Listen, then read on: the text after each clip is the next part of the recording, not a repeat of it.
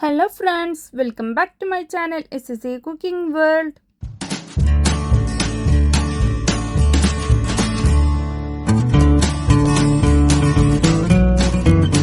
നിങ്ങളുടെ മുമ്പിൽ വന്നിട്ടുള്ളത് നല്ല ടേസ്റ്റിയും വെറൈറ്റി ആയിട്ടുള്ള നമ്മുടെ കാസർഗോട്ടെ പെരുന്നാളപ്പത്തിൻ്റെ ഒരു റെസിപ്പിയുമായിട്ടാണ് കേട്ടോ.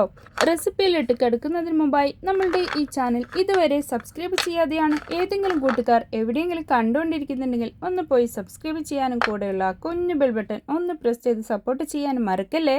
എന്നാലേ ഞാനിടുന്ന പുതിയ പുതിയ വീഡിയോസിൻ്റെ നോട്ടിഫിക്കേഷൻ നിങ്ങളിലെത്തുകയുള്ളൂ. നിങ്ങൾക്കത് അപ്പോഴപ്പോൾ തന്നെ കാണാനും പറ്റത്തുള്ളൂ. ഇത് ഈസി ആയിട്ട് എല്ലാവർക്കും ഒരുപോലെ തയ്യാറാക്കാൻ പറ്റുന്ന ഒരു പാൽ കേക്ക്, ഗീ കേക്ക്, അങ്ങനത്തെ ഒരു കേക്ക് അപ്പം വളരെ കുറഞ്ഞ ഇൻഗ്രീഡിയൻ്റ് കൊണ്ടാണ് ഇത് ഉണ്ടാക്കുന്നുള്ളത്. അപ്പോൾ ഇതുണ്ടാക്കാൻ വേണ്ടിയിട്ട് 2 മുട്ടയും അതുപോലെ തന്നെ 1/4 കപ്പ് പാലും അത് മിക്സിയുടെ ജാറിലേക്ക് ഇട്ട് കൊടുക്കുന്നുണ്ട്. 1 കപ്പ് പഞ്ചസാരയാണ് കേട്ടോ ഇപ്പോൾ ഇട്ട് കൊടുത്തിട്ടുള്ളത്. അപ്പോൾ ഈ 1 കപ്പ് പഞ്ചസാരയും 2 മുട്ടയും 1/4 കപ്പ് പാലും ഒഴിച്ചിട്ട് പിന്നെ വനില എസൻസ് കൂടി ഇതിലേക്ക് ചേർത്ത് കൊടുക്കുന്നുണ്ട്. ആ മുട്ടയുടെ സ്മെല്ലൊന്നും ഇല്ലാതിരിക്കാൻ വേണ്ടിയിട്ടാണ്. അപ്പോൾ ഇത് വനില എസൻസ് നമ്മുടെ കയ്യിൽ ഇല്ലെങ്കിൽ ഏലക്കപ്പൊടി മാത്രമായിട്ട് ചേർത്ത് കൊടുത്താലും മതി. ഞാനിത് രണ്ടും കൂടി ചേർത്ത് കൊടുത്തിട്ടാണ് തയ്യാറാക്കുന്നുള്ളത്. അപ്പോൾ നല്ല ഒരു ഫ്ലേവറാണ് കേട്ടോ നമുക്കിതിന് കിട്ടുന്നുള്ളത്. അപ്പോൾ ഇതിങ്ങനെ ചെയ്തിട്ട് നോക്ക്. എന്നിട്ട് നമുക്കിതിനെ ഒന്ന് ബ്ലെൻഡ് ചെയ്തെടുത്തിട്ട് വരാം കേട്ടോ. നല്ല പോലെ ബ്ലെൻഡ് ചെയ്തെടുത്തിട്ട് വന്നിട്ടുണ്ട്. അതിനെ നമുക്കൊരു ബൗളിലേക്ക് മാറ്റി കൊടുക്കാം. എന്നിട്ട് ഇതിൽ വെച്ചിട്ടാണ് ഇതിലേക്ക് നമ്മൾ മൈദപ്പൊടി ഇട്ട് കൊടുത്തിട്ട് അതിനെ കുഴച്ചെടുക്കുന്നുള്ളത്. അതിന് മുമ്പായിട്ട് ഒരു 1/4 കപ്പ് ഗീ കൂടി ചേർത്ത് കൊടുക്കുന്നുണ്ട്.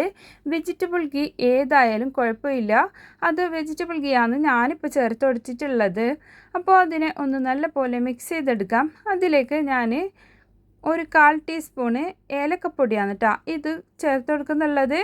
എന്നിട്ട് ഒരു 1/4 കപ്പ് റവയില്ലേ, അത് വറുത്തതോ വറുക്കാത്തതോ ഏതോ ആവട്ടെ, അത് നമ്മളുടെ കയ്യിൽ ഏതാണെന്നുള്ളത് അത് കൂടിയിലേക്ക് ഇട്ട് കൊടുക്കുക. പിന്നെ മധുരം ബാലൻസ് ചെയ്യാൻ വേണ്ടിയിട്ട് പാകത്തിന് ഉപ്പ് കൂടി ചേർത്തെടുക്കുന്നുണ്ട് കേട്ടോ. എന്നിട്ട് നമ്മൾ ഇതിലേക്ക് മൈദപ്പൊടിയാണ് കേട്ടോ, ഓൾ പർപ്പസ് ഫ്ലോർ അതാണ് ഞാൻ ഇട്ട് കൊടുത്തിട്ടുള്ളത്. അത് 1 കപ്പ് ഇട്ട് കൊടുത്തിട്ട് പോരാന്ന് തോന്നി വീണ്ടും 1 കപ്പ് ഇട്ട് കൊടുത്ത്. അങ്ങനെ ഇത് മൊത്തത്തിൽ നമുക്ക് നല്ല ചപ്പാത്തിയുടെ മാവൊക്കെ ഉണ്ടാകുന്നില്ലേ, അതിൻ്റെ പരുവത്തിലാക്കി കിട്ടണം. അതിന് വേണ്ടിയിട്ട് എനിക്ക് 3/4 കപ്പ് വരെ മൈദപ്പൊടി ഇതിലേക്ക് വേണ്ടി വന്നിട്ടുണ്ട്. ഓരോരുത്തരുടെ മുട്ടേൻ്റെയും വെള്ളത്തിൻ്റെയും അളവ് അനുസരിച്ചിട്ടിരിക്കും ഇതിലേക്ക് വേണ്ടിയിട്ടുള്ള മൈദൻ്റെ അളവ്. അങ്ങനെ ഞാൻ കുറച്ചായിട്ട് ഇട്ട് കൊടുത്തിട്ട് വേണം കേട്ടോ നമ്മൾ ഇതിലേക്ക് ഇങ്ങനെ കുഴച്ചെടുക്കാൻ. അല്ലാതെ ഒരുമിച്ചിട്ട് തന്നെ 3.5 കപ്പ് മൈദയും ഇതിലേക്ക് ഇട്ട് കൊടുത്താൽ ചിലപ്പോൾ നമ്മളുടെ അതിൻ്റെ കൺസിസ്റ്റൻസി ചിലപ്പോൾ മാറിയിട്ടൊക്കെ ഉണ്ടെങ്കിൽ ഒന്നെങ്കിൽ പണി കിട്ടും. അപ്പോൾ അതങ്ങനെ ഒരിക്കലും ചെയ്യരുത്. ആവശ്യത്തിന് പാകത്തിന് മൈദപ്പൊടി ഇട്ടെടുത്തിട്ട് ഇതുപോലെ ആക്കിയിട്ട് കുഴച്ചെടുക്കാം കേട്ടോ. നല്ല സോഫ്റ്റ് ഡോ ആയിട്ട് നമുക്ക് ഇത് കിട്ടിയിട്ടുണ്ട്. എന്നാ കണ്ടില്ലേ, എളുപ്പത്തിൽ നമുക്ക് എടുക്കുന്ന ടൈമിലൊക്കെ കയ്യിൽ വരുന്നുണ്ട് കേട്ടോ. ഇതിനെ നമുക്ക് അരമണിക്കൂർ റെസ്റ്റ് ചെയ്യാൻ വേണ്ടി വെക്കണം. ഇത് അരമണിക്കൂറിന് ശേഷം നമുക്ക് ഒരു പാൻ അടുപ്പത്ത് വെച്ച് കൊടുത്തിട്ട് സൺഫ്ലവർ ഓയിലാണ് ഞാൻ ഒഴിച്ചു കൊടുത്തിട്ടുള്ളത് അതിലേക്ക്.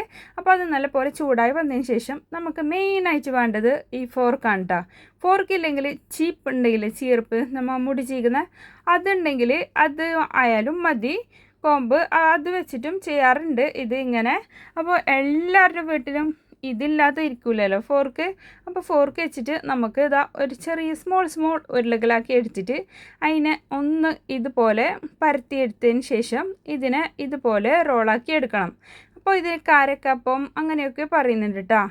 നമ്മൾ ഈ കാസർഗോട്ടുകാർ പെരുന്നാളിൻ്റെ ടൈമിൽ ഏത് റിസ്ക് എടുത്തിട്ടും എത്രയും ഹാർഡായിട്ടുള്ള അപ്പങ്ങളാണ് ഒരുപാട് തരം ചുടാറുള്ളത്. അതിൻ്റെ കൂടെ ഇതും കൂടെ ഇരുന്നോട്ടെ.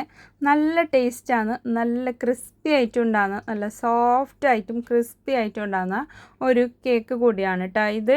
ഇനി ഗീ കേക്കെന്നോ പാൽ കേക്കെന്നോ അതുപോലെ തന്നെ ചീപ്പപ്പമെന്നോ, ചീപ്പ് ഉണ്ടാക്കുന്നുണ്ടെങ്കിൽ ചീപ്പപ്പമെന്നോ 4 കപ്പെന്നോ എന്ത് വേണമെങ്കിലും നമുക്ക് പറയാം കേട്ടോ.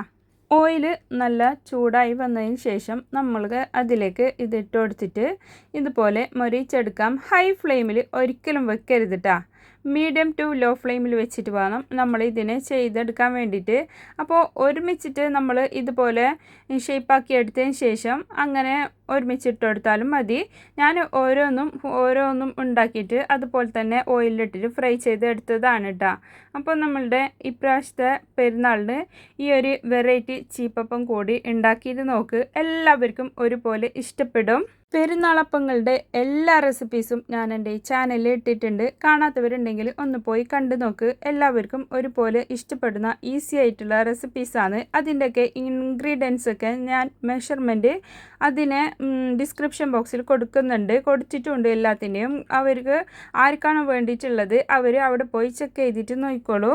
എൻ്റെ ഈ റെസിപ്പി നിങ്ങൾക്ക് എല്ലാവർക്കും ഇഷ്ടപ്പെട്ടെന്ന് ഞാൻ വിചാരിക്കുന്നു. ഇഷ്ടപ്പെട്ടാൽ നിങ്ങളുടെ ഫ്രണ്ട്സ് ആൻഡ് ഫാമിലിക്ക് ഒന്ന് ഷെയർ ചെയ്ത് കൊടുക്കാനും ലൈക്ക് ചെയ്യാനും നിങ്ങളുടെ വിലയേറിയ അഭിപ്രായങ്ങൾ താഴെ കമൻറ്റ് ബോക്സിൽ കൊടുക്കാനും മറക്കല്ലേ. ഈ അപ്പം തണുത്തതിന് ശേഷം നമുക്ക് എയർ ടൈറ്റുള്ള കണ്ടെയ്നറിലാക്കിയിട്ട് വെക്കാം. 1 മാസത്തിന് മേലേക്ക് ഇതുപോലെ തന്നെ ക്രിസ്പി ആയിട്ട് തന്നെ ഇരിക്കുന്നുണ്ട് കേട്ടോ. ഇത് എത്രത്തോളം ക്രിസ്പി ഉണ്ടെന്ന് ഇതിൻ്റെ സൗണ്ട് കേൾക്കുമ്പോൾ മനസ്സിലാവും. ഇനിയും ഒരുപാട് പുതിയ റെസിപ്പീസുമായും കിച്ചൺ ടിപ്സുമായും നിങ്ങളുടെ മുമ്പിൽ വരുന്നത് വരെ എല്ലാവർക്കും ബൈ. Thanks for watching.